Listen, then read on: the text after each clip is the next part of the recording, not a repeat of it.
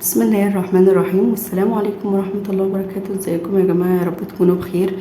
النهارده جايلكم فيديو جديد في قناتي، يا رب يعجبكم. ما تنسوش بقى تحطوا لي لايك وتصلوا على النبي في الكومنتات عشان ناخد الثواب مع بعض. النهارده طبعا هنعمل مع بعض عصير سهل جدا جدا. احنا طبعا في الصيف ده محتاجين باستمرار حاجات ساقعه، محتاجين باستمرار حاجات ترطب كده على قلبنا.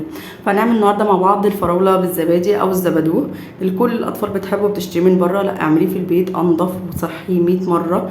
على الاقل انت ضامنه غسيل الحاجه، ضامنه كل حاجه انت بتحطيها بتبقى عامله ازاي، صلاحيه الزبادي، اي حاجه. فالحاجه لازم تتعمل في البيت انضف واضمن طبعا 100 مره.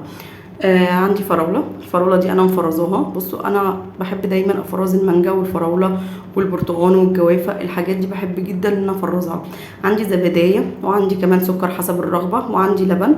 حابة تحطي عسل مكان السكر تمام، مفيش مشكلة. العسل أفيد 100 مرة كمان عن السكر، بس أنا مش كانش متوفر عندي فحطيت مكانه سكر.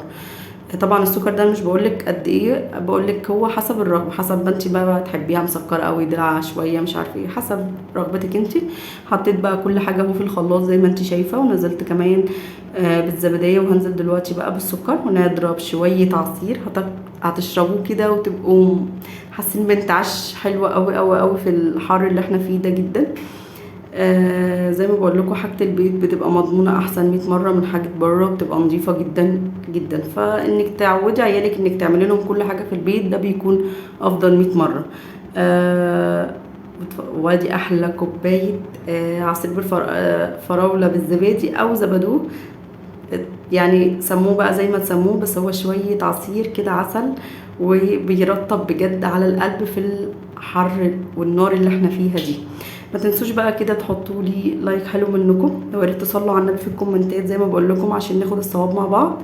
واشتركوا في القناه عشان نتابع بعض، عشان هتشوفوا فيديوهات حلوه جدا جدا جدا الفتره الجايه معاكم.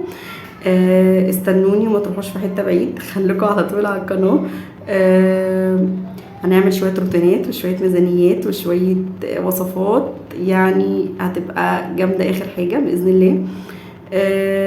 ومشتريات كمان، فما تنسوش تحطوا اللايك بقى.